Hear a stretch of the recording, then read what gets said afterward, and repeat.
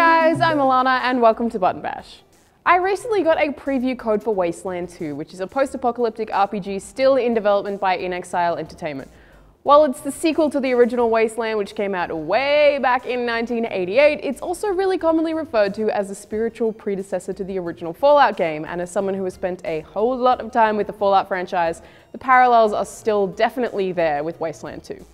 So I guess I start with the basics of how it's actually played. You start with a party of 4 characters who you control as a group while you're traveling around, or individually during the turn-based combat sequences, and get to level up with a fairly extensive skill tree.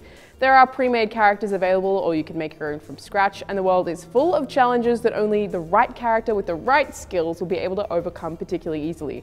That said, because there are so many different skills, it'd be really hard to have a fully well-rounded team. The combat itself runs on a pretty standard turn-based system, with each character using their AP or action points to move or attack, and your squad is that of the Desert Rangers, a group of soldiers and survivalists whose duty it is to keep an eye on the wasteland and all of that weird stuff that goes with it. When you actually leave a city or town, you start wandering through the waste and the survival aspects of the game kick in. There's a Giga counter that warns you of radiation, as well as some really obvious clouds of radiation just kind of scattered around, but also a water indicator. Every time you take a step, you use up some of your water supply. If you run out of water, your party will eventually die, making every single step you take actually purposeful. This isn't a game that you can just thoughtlessly run through. So my journey started with what I assume will stay as the start of the game. Someone has died and it's your job to figure it out. And while the way that situation was all set up was perfectly interesting, it just wasn't what I wanted to do straight away. A great thing about Wasteland 2 so far is the amount of detail on offer at all times. You can click on virtually anyone to talk to them, and then you're given a ton of dialogue options to click on or type in to gather a wealth of information. It's not even information though. Almost every single NPC you talk to has a fully fleshed out, unique backstory. You can find out why they're there, what they're doing, what they think of you, and what they think of anyone else in their own little story that just flows along and tells itself. A lot of the dialogue is actually voiced too, which is surprising when there's so much of it.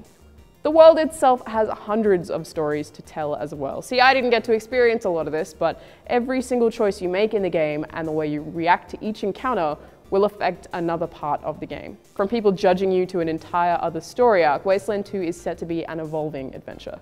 And keep in mind that reacting to something can include just completely ignoring it, which might lead to people chastising you for not helping those other people, and thus refusing to help you in some way. The beauty of it is that it isn't obvious. Every playthrough of this game will be fully owned by the individual player and not the other way around. Wasteland 2 will never own you or tell you how to finish anything. Of course, I'll be able to tell you guys more about it when I fully review it in a few weeks, and the game is set to release on the 19th of September on PC, Mac, and Linux. Rockstar have announced the date that Grand Theft Auto 5 will be coming to the PlayStation 4 and Xbox One. It's November 18th, and if Rockstar give us a release date, they stick to it. The PC version will come later on January 27th next year, and new versions include some major upgrades. These include new weapons, vehicles, and activities, increased draw distances, additional wildlife, denser traffic, new foliage system, higher resolution, enhanced damage and weather effects, and much more.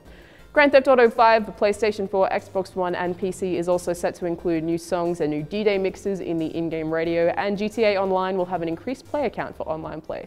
Users who jump over from the PlayStation 3 or the 360 versions will have access to rare versions of classic vehicles from the entire series, and a few new activities like wildlife photography and new shooting range challenges. Anyone who pre-orders will get 500,000 in-game cash for the story mode and another 500,000 for online. Bring on more Grand Theft Auto. I'm Alana, and thanks for watching Button Bash.